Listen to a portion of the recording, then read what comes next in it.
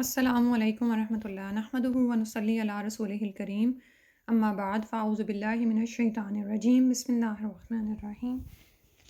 رب اشرح لی صدری ویسرنی امری واحلل عقدۃ من لسانی یفقہوا قولی۔ ہم حج اور عمرہ کے مسائل پڑھ رہے تھے اور اس میں ہم نے ابھی تک تمہید ہی ہم پڑھ رہے ہیں، تو اسی میں قربانی کی شرعی حیثیت ہم پڑھتے ہیں، کیونکہ جب ہم مناسک حج کے بارے میں جانتے ہیں تو بہت سے شکوک و شبہات جو معاشرے میں پھیلائے گئے ہیں وہ دماغ میں آ رہے ہوتے ہیں، ٹھیک ہے۔ اور حج کی کیا بات ہے، اب تو جب ہم ہر سال قربانی کا موسم آتا ہے، یعنی حجۃ الوداع یعنی عید الاضحیٰ کے موقع پر، تو اس وقت بھی لوگ اس طرح کی باتیں پھیلاتے ہیں، تو اس سے کمزور ذہن کے لوگ متاثر ہونا شروع ہو جاتے ہیں،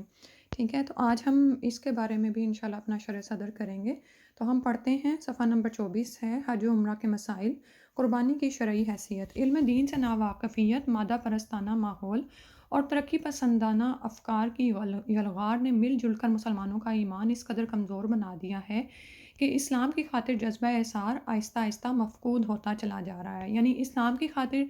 جب کچھ قربان کرنے کا موقع آتا ہے تو یہ چیز لوگوں میں کم نظر آتی ہے۔ انہی عوامل کے باعث آج ہمارے معاشرے میں قربانی کی اہمیت کو ختم کرنے یا کم کرنے کی سوچ بھی بڑھتی چلی جا رہی ہے۔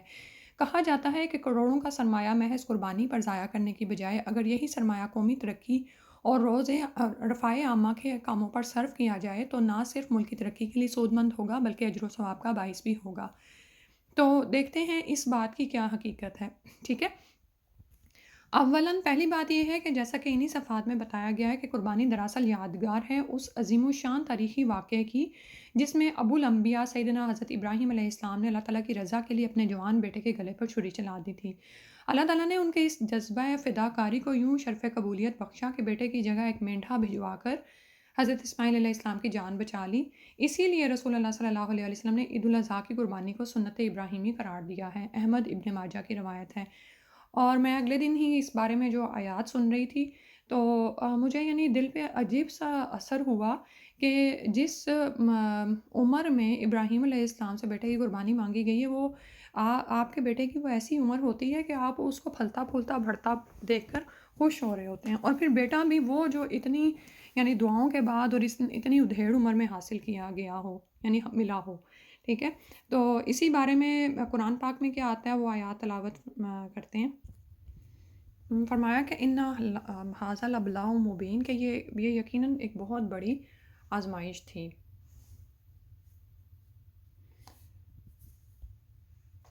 تو غور فرمائیے کہ اگر اللہ تعالیٰ اسماعیل علیہ السلام کی قربانی قبول فرما لیتے اور اس کے بعد امت کو یہ حکم دیا جاتا کہ ہر مسلمان سنت ابراہیمی پر عمل کرتے ہوئے اپنے پہلے بیٹے کو اللہ کی راہ میں ذبح کرے تو کتنا بڑا امتحان ہوتا، اور ہم میں سے کتنے مسلمان ایسے ہوتے جو اس امتحان میں پورے اترتے۔ اللہ تعالیٰ نے اپنے کمزور اور عاجز بندوں پر فضل و کرم فرمایا اور اولاد کی جگہ جانوروں کی قربانی قبول فرما لی۔ اس کے باوجود بھی جو لوگ اس قربانی سے بھی راہ فرار حاصل کرنا چاہتے ہیں انہیں اپنے دین اور ایمان کا خود جائزہ لینا چاہیے کہ وہ ایمان کے کس درجے پر فائز ہیں۔ دوسری بات یہ ہے کہ یہ ہمارے ذہن نشین رہنا چاہیے کہ قربانی ایک عبادت ہے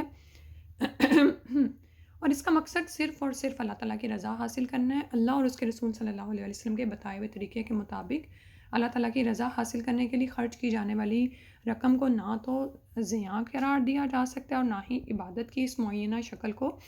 از خود یعنی اپنے سے ہی کسی دوسری من پسند شکل میں بدلا جا سکتا ہے۔ یعنی ہم یہ سوچیں کہ قربانی پر پیسہ لگانے کی بجائے ہم رفع عامہ کے کاموں پر پیسہ لگائیں۔ تو آپ یہ دیکھیں کہ غور ذرا فرمائیں کہ کیا ہزاروں یتیم بچوں کی کفالت پر خرچ کی گئی رقم ایک فرض نماز ترک کرنے کا کفارہ بن سکتی ہے؟ یعنی شیطان تو ایسے خیالات بھی ڈلواتا ہے نا کہ تم نے اتنے یتیم بچوں کو اتنا مال ان پر لٹا دیا، اور بعض اوقات وہ مال اللہ یعنی بلیک منی کو وائٹ کیا جا رہا ہوتا ہے، تو کیا اس کو ادا کرنے سے آپ اپنی فرض نمازیں آپ پر ساقط ہو جاتی ہیں، ٹھیک ہے۔ اسی طرح ہزاروں بیواؤں کی کفالت پر خرچ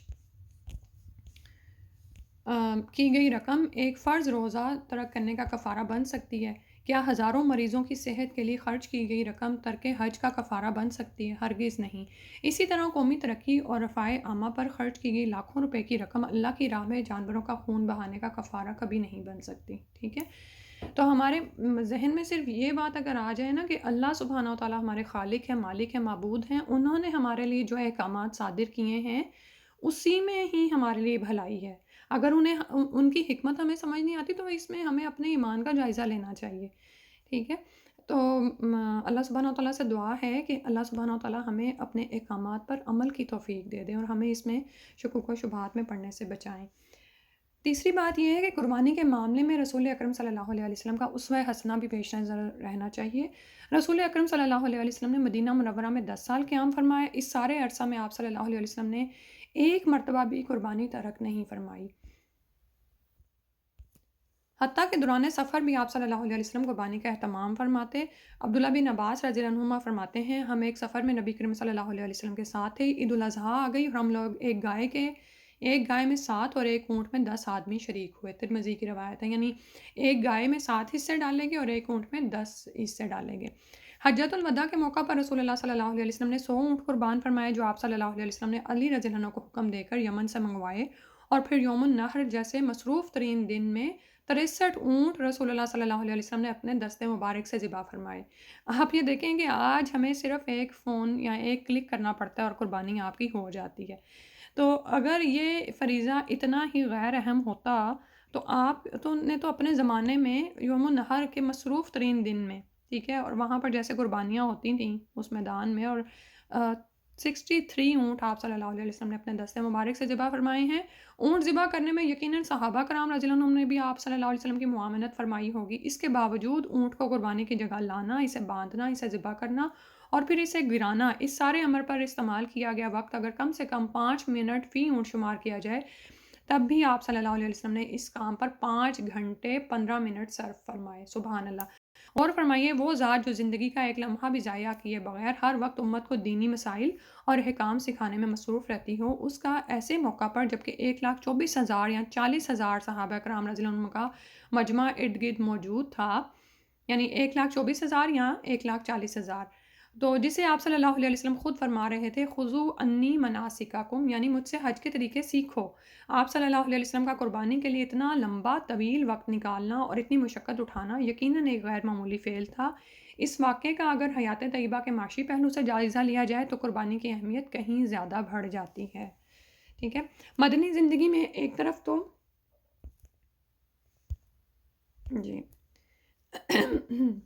مدنی زندگی میں ایک طرف تو بیک وقت 9 گھروں کے اخراجات کا بار گراں آپ صلی اللہ علیہ وسلم کے کندھوں پر تھا، اور دوسری طرف کوئی مستقل ذریعہ روزگار نہ ہونے کی وجہ سے آپ صلی اللہ علیہ وسلم کی معاشی حالت ایسی تھی کہ بسا اوقات فاقہ کشی تک نوبت پہنچ جاتی۔ عائشہ رضی اللہ عنہا فرماتی ہیں کہ رسول اکرم صلی اللہ علیہ وآلہ وسلم جب سے مدینہ تشریف لائے، آل محمد صلی اللہ علیہ وسلم نے متواتر 3 دن رات کبھی سیر ہو کر گندم کی روٹی نہیں کھائی، حتیٰ کہ آپ صلی اللہ علیہ وسلم اس دنیا سے تشریف لے گئے۔ یہ بخاری کی روایت ہے۔ نیز فرماتی ہیں، ہم پر ایسے مہینے بھی گزرے ہیں جن میں ہم نے گھر میں آگ تک نہیں جلائی، ہمارا گزارا صرف پانی اور کھجوروں پر ہوتا، سوائے اس کے کہ کہیں سے گوشت کا ہدیہ آ جاتا۔ بخاری کی روایت ہے۔ ایسے معاشی حالات میں رسول اکرم صلی اللہ علیہ وسلم کا 100 اونٹ ذبح کرنے کے لیے وسائل مہیا کرنا قربانی کی اہمیت کو بہت زیادہ بڑھا دیتا ہے۔ حقیقت تو یہ ہے کہ ہمارا اللہ پر ایمان ہی اس لیول کا نہیں ہے، اور نہ ہی اللہ تعالیٰ کے احکامات پر ہمارا ایمان مضبوط ہوتا ہے۔ اگر مضبوط ہو جائے نا تو پھر ہم عمل کے لیے بھی اٹھیں، ٹھیک ہے۔ اور ہوتا کیا ہے کہ عموماً ہم آج کل تو آپ دیکھیں کہ تھنک ٹینک اتنے زیادہ ہیں کہ وہ آپ کو ایسی ایسی باتوں میں الجھاتے ہیں اور آپ کا دماغ بھی واقعی معاف ہو جاتا ہے کہ یہ ٹھیک ہی کہہ رہے ہیں، نعوذ باللہ من ذالک۔ پھر فرما رہے ہیں کہ یہاں یہ بات بھی قابل ذکر ہے کہ رسول اللہ صلی اللہ علیہ وسلم نے 100 اونٹ ذبح فرمائے تو سارے گوشت کو تقسیم کرنے کا اہتمام نہیں فرمایا، بلکہ ہر اونٹ سے ایک ایک ٹکڑا حاصل کر کے اسے پکوایا اور کھایا،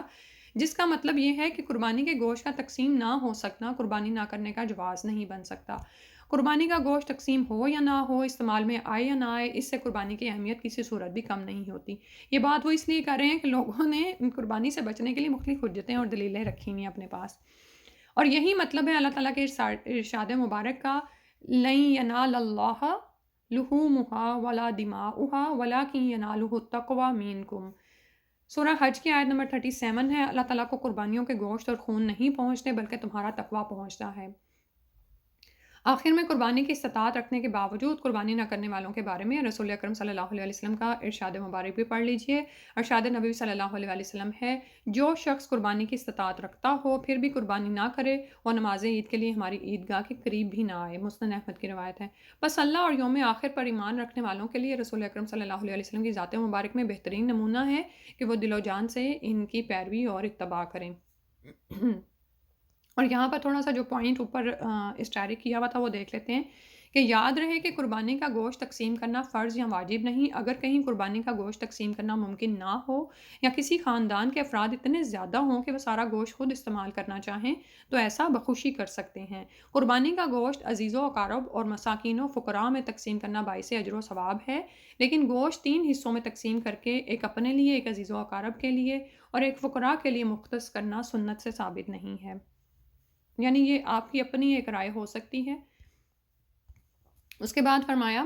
بعض غلط العام اصطلاحات، جس میں پہلی بات ہے حج اکبر۔ اکثر لوگ یہ سمجھتے ہیں کہ جس سال یوم عرفہ جمعہ کے روز آئے وہ حج اکبر کہلاتا ہے اور اس کا ثواب عام حج کی نسبت 70 گنا زیادہ ہوتا ہے۔ یہ تصور بالکل غلط ہے۔ 9 ہجری میں رسول اکرم صلی اللہ علیہ وسلم نے ابو بکر صدیق رضی اللہ عنہ کو امیر حج بنا کر بھیجا۔ بعد میں سورہ توبہ کی شروع کی آیات نازل ہوئی جن میں یہ بات بھی ارشاد فرمائی گئی، وَأَذَانٌ مِّنَ اللَّهِ وَرَسُولِهِ إِلَى النَّاسِ يَوْمَ الْحَجِّ الْأَكْبَرِ أَنَّ اللَّهَ بَرِيءٌ مِّنَ الْمُشْرِكِينَ وَرَسُولُهُ۔ سورہ توبہ کی آیت نمبر 3 ہے، اطلاع عام ہے اللہ اور اس کے رسول کی طرف سے حج اکبر کے دن تمام لوگوں کے لیے کہ اللہ اور اس کا رسول مشرکین سے بری و ذمہ ہیں۔ نزول آیات کے بعد آپ صلی اللہ علیہ وسلم نے علی رضی اللہ عنہ کو بھیجا کہ آپ جا کر حج کے موقع پر لوگوں کو یہ اعلان سنا دیں۔ یہ بات تحقیق شدہ ہے کہ 9 ہجری میں یوم عرفہ جمعہ کے روز نہیں تھا، لیکن قرآن مجید نے اس کے لیے حج اکبر کا لفظ استعمال کیا ہے۔ 10 ہجری میں جب رسول اکرم صلی اللہ علیہ وسلم نے حجۃ الوداع ادا فرمایا، اس سال یوم عرفہ جمعہ کے روز تھا۔ 10 ذی الحجہ کو آپ صلی اللہ علیہ وسلم نے خطبہ ارشاد فرماتے ہوئے لوگوں سے پوچھا یہ کون سا دن ہے؟ لوگوں نے عرض کیا یہ یوم النحر ہے۔ آپ صلی اللہ علیہ وسلم نے ارشاد فرمایا ھذا یوم الحج الاکبر، یعنی یہ حج اکبر کا دن ہے۔ ابو داؤد کی روایت ہے۔ اس کا مطلب یہ ہے کہ یوم عرفہ جمعہ کے روز آئے یا کسی دوسرے دن، ذی الحجہ میں ادا کیا گیا ہر حج حج اکبر ہی کہلائے گا۔ ٹھیک ہے، وہ جو حج کی خاص اصطلاح ہمارے ہاں مشہور ہے نا، جس کو ہم عمرے سے الگ کرتے ہیں، وہ حج اکبر ہی ہے۔ یاد رہے کہ نبی اکرم صلی اللہ علیہ وسلم نے قربانی کے دن خطبہ دیتے ہوئے یہ بات ارشاد فرمائی کہ آج یوم نحر ہے اور یہ یوم حج اکبر ہے۔ گویا ہر حج میں قربانی کا دن حج اکبر کا دن ہے۔ امام احمد بن حنبل رحمہ اللہ کی مسند میں ایک باب کا نام ہی یہ رکھا گیا ہے کہ یوم حج اکبر سے مراد یوم النحر ہے۔ اس سے یہ بات واضح ہو جاتی ہے کہ ہر سال یوم نحر یوم حج اکبر ہے اور ہر سال کا حج حج اکبر کہلاتا ہے۔ اس کے بعد بتا رہے ہیں حج کو حج اکبر کہنے کی وجہ صرف یہ ہے کہ عمرے میں چونکہ حج کے کچھ ارکان شامل ہیں، اس لیے اہل عرب عمرہ کو حج اصغر کہتے تھے، لہٰذا ذوالحجہ میں ادا کیے گئے حج کو حج اصغر سے ممیز کرنے کے لیے، یعنی اس کو اس سے تمیز دلانے کے لیے، الگ کرنے کے لیے حج اکبر کی اصطلاح استعمال کرتے تھے، اور اب بھی اہل علم اسی مفہوم کے ساتھ یہ دونوں اصطلاحات استعمال کرتے ہیں۔ اس کے بعد کچھ لوگ بڑا عمرہ چھوٹا عمرہ اس کی اصطلاحات استعمال کرتے ہیں۔ بعض لوگ یہ سمجھتے ہیں کہ جو عمرہ میقات سے احرام باندھ کر کیا جاتا ہے وہ بڑا عمرہ ہوتا ہے، اور جو عمرہ تنعیم یا جارانہ سے احرام باندھ کر کیا جائے وہ چھوٹا عمرہ ہوتا ہے۔ احادیث سے نہ تو چھوٹے بڑے عمرے کے الفاظ ثابت ہیں اور نہ ہی مذکورہ فرق احادیث سے ثابت ہے۔ رسول اکرم صلی اللہ علیہ وسلم نے عمر بھر میں 4 عمرے ادا فرمائے، 3 مدینہ منورہ سے آ کر یعنی ذوالحلیفہ سے احرام باندھ کر، ایک غزوہ حنین سے واپسی پر جارانہ سے احرام باندھا۔ لیکن قیام مکہ کے دوران تنعیم یا جارانہ جا کر احرام باندھنا نہ تو رسول اکرم صلی اللہ علیہ وسلم سے ثابت ہے اور نہ ہی صحابہ کرام رضی اللہ عنہم اور ائمہ اعظام رحمۃ اللہ علیہ سے، بلکہ اہل علم نے ہمیشہ ہی اس کے ناپسندیدہ ہونے پر اتفاق کیا ہے۔ تنعیم یا جارانہ سے احرام باندھ کر عمرہ کرنے کی اصل حقیقت یہ ہے یعنی یہ جو رخصت ہے عورت کے لیے، ٹھیک ہے، جو حضرت عائشہ نے کیا کہ حضرت عائشہ رضی اللہ عنہا جب نبی اکرم صلی اللہ علیہ وسلم کے ساتھ حجۃ الوداع کے لیے تشریف لائیں تو راستے میں انہیں حیض کی شکایت ہوئی، جس کی وجہ سے وہ حج سے قبل عمرہ ادا نہ کر سکیں۔ حج کے بعد نبی اکرم صلی اللہ علیہ وسلم نے ان کے بھائی عبد الرحمن بن ابی بکر رضی اللہ عنہ سے کہا کہ انہیں یعنی حضرت عائشہ رضی اللہ عنہ کو تنعیم لے جاؤ تاکہ وہاں سے احرام باندھ کر یہ عمرہ کر سکیں۔ اگر ایسی ہی کوئی مجبوری یا عذر کسی کو درپیش ہو تو پھر تنیم سے احرام باندھ کر عمرہ کرنا درست ہے، اور وہ عمرہ ویسا ہی ہوگا جیسا میقات سے احرام باندھ کر کیا گیا عمرہ، کیونکہ اس بندے کو عذر یا رخصت پیش آ گئی ہے، ٹھیک ہے، اور اسے چھوٹا عمرہ کہنا درست نہیں ہوگا۔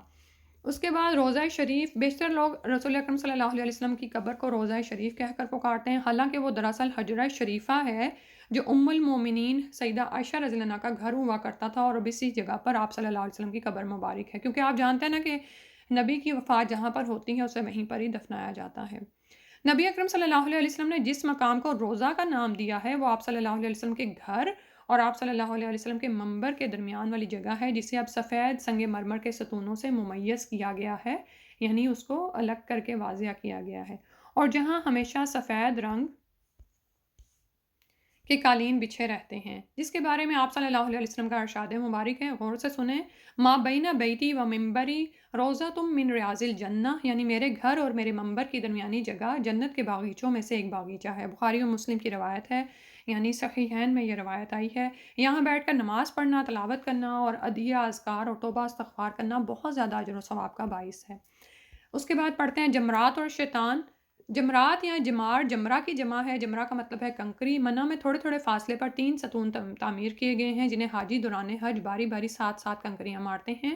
اسی نسبت سے ان ستونوں کو جمرات کہا گیا ہے۔ رمی جمار کے بارے میں سب سے زیادہ مشہور بات یہ ہے کہ جب ابراہیم علیہ السلام اسماعیل علیہ السلام کو ذبح کرنے کے لیے جا رہے تھے تو راستے میں ان 3 مقامات پر شیطان نمودار ہوا۔ ابراہیم علیہ السلام کو بیٹے کی قربانی سے دینے سے روکنے اور بہکانے کی کوشش کی۔ ابراہیم علیہ السلام نے اسے ہر مقام پر ساتھ ساتھ کنکریاں ماری اور شیطان ملعون دفع ہو گیا، لہٰذا اس واقعے کی یادگار کے طور پر ان مقامات پر کنکریاں پھینکی جاتی ہیں۔ تو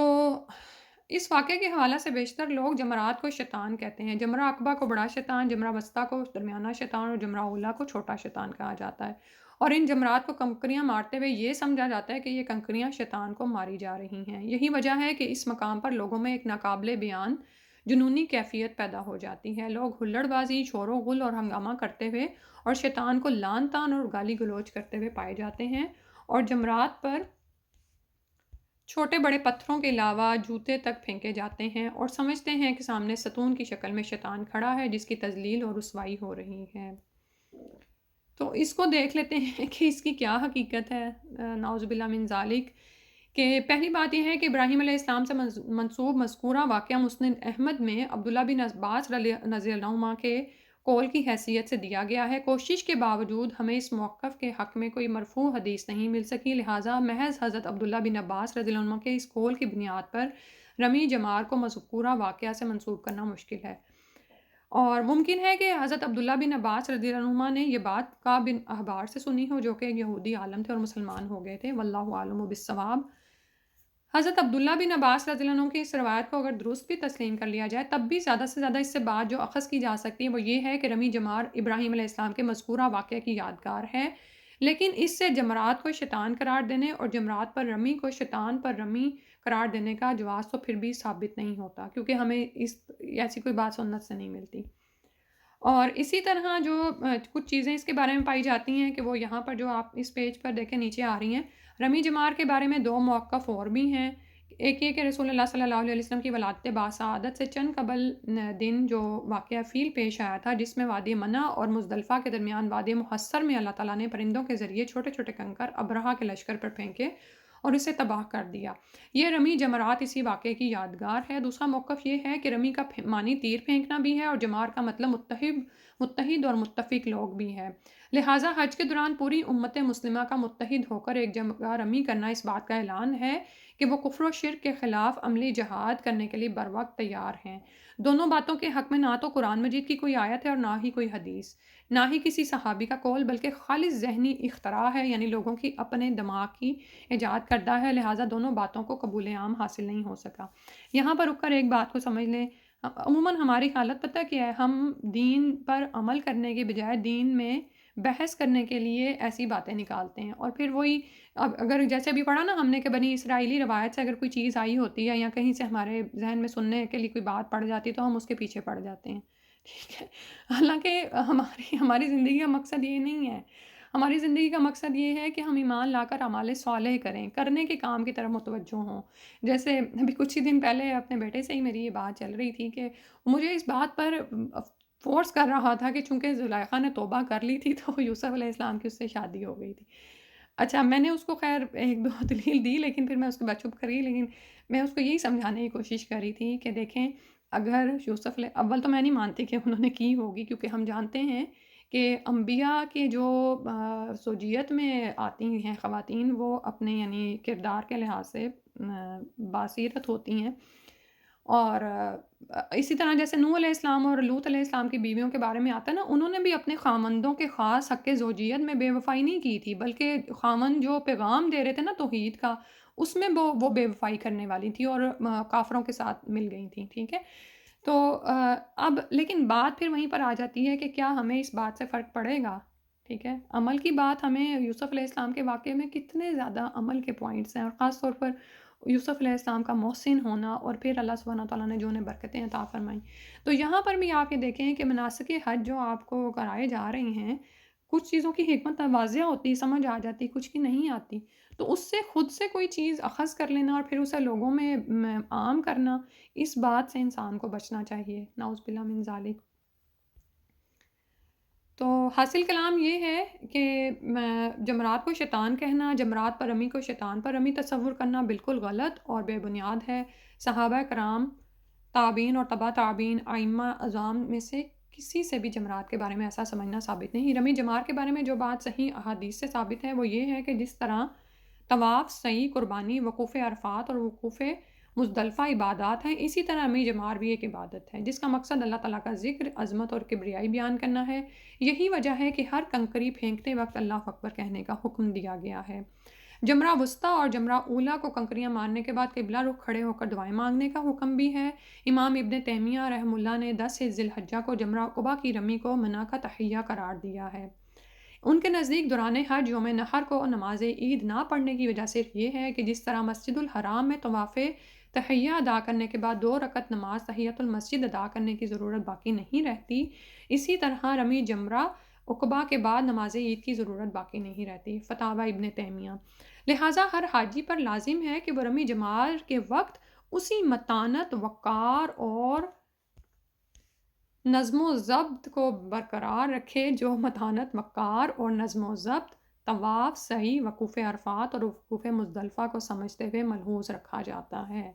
تو حج پر جانے والوں اس بات کو اپنے پلے سے باندھ لینا ہے انشاءاللہ، ٹھیک ہے؟ عبادت کے تمام مناسک کو اللہ کے لیے خالص کرتے ہوئے کرنا ہے اور پوری سنجیدگی، متانت کے ساتھ انشاءاللہ انجام دینے ہیں۔ آج اتنا ہی کرتے ہیں۔ سبحانک اللہم و بحمدک، نشہد ان لا الہ الا انت، نستغفرک و نتوب الیک۔ اللہ سبحانہ تعالیٰ سے دعا ہے کہ ہمیں اس کو سمجھنے کی اور اس کے مطابق عمل کرنے کی توفیق عطا فرما دیں، آمین۔